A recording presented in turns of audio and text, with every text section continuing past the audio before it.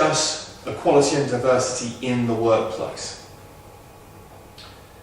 Essentially, a diverse workforce is key to being competitive in any market.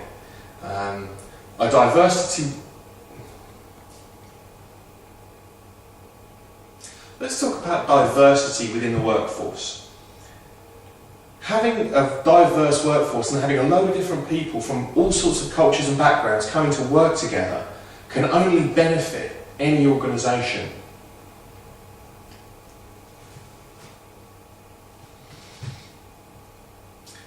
Now let's talk about the benefits of a diverse workforce. When you've got an organisation that brings people together from many different cultures and many different backgrounds, all that experience and value come together, and it can only benefit the organisation as a whole.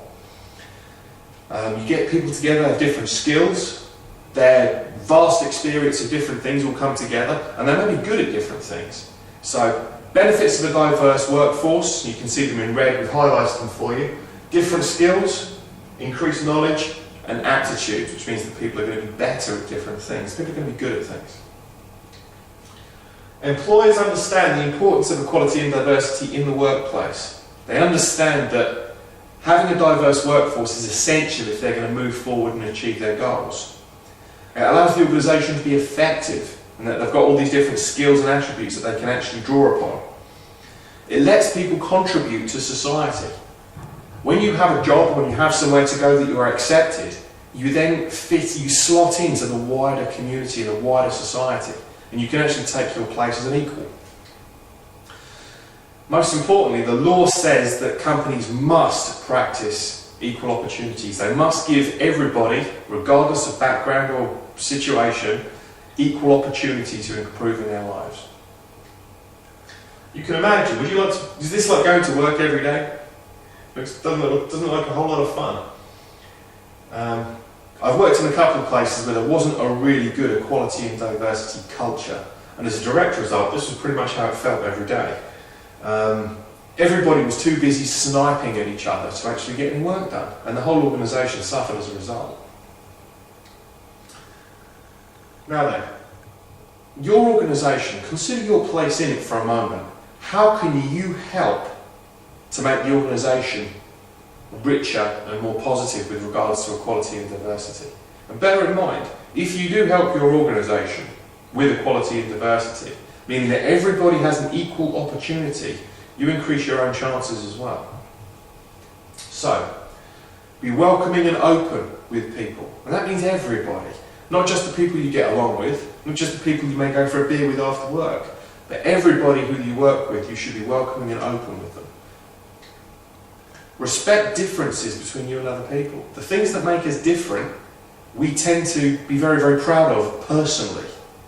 And yet when we meet someone who is different to us, the temptation is there to turn it against them. If someone is different to you, be proud of that as well. Look for reasons why you're similar to people. This is key. Instead of looking for our differences, look for the things that we may share. And we spoke about them earlier. We talked about our morals, we talked about our values, we talked about our attitudes and beliefs, the things that you may share. The chances are that you will have more in common with the person than is different. Avoid making assumptions about people. This is, again, it's important. I've made some assumptions in the past and they've always been wrong. When you meet somebody for the first time, give them a chance, because this is important. Consider that the people that you're working with have their own identities, they have their own needs and wants and everything else, and as a direct result, if you make assumptions about them, you are not likely to be able to understand what it is that they actually want and how you can help them. And if you help them, there's a good chance they'll help you back. You should value the contribution of other people. Everybody seems to think, and my own experience again of this in the workforce, is that we all think we work harder than everybody else. We all think that we earn our money and everyone else just kind of slacks off and we pay for them as well. This is not true. If you value the contribution of other people, they in turn naturally will be inclined to value yours. Now, organisations can support diversity within their structure. Here's a number of methods how. They can have an equal opportunities policy which will state how they go about making sure that everybody is treated equally.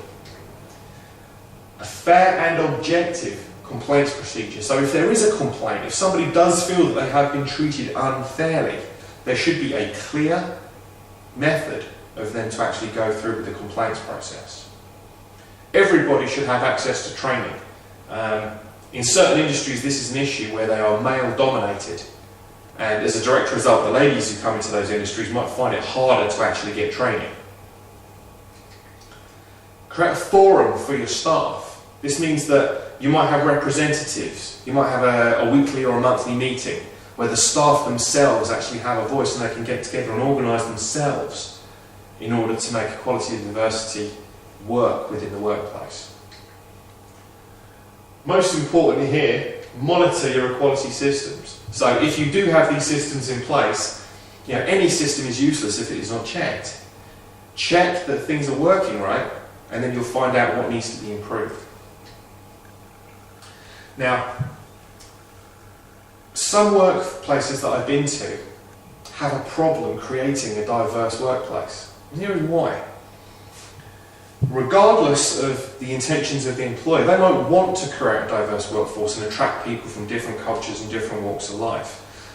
Reasons why that doesn't work sometimes? Well, possible that the geographical area that they operate in, there may only be one culture or one significant culture actually living there.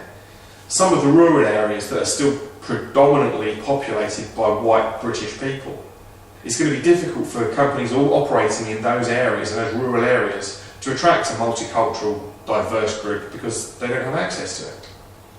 There could be institutional discrimination. It's quite possible that companies that have been around for a while that haven't really embraced equality and diversity fully, there may still be a level of institutional discrimination, which means that people won't want to go and work for them.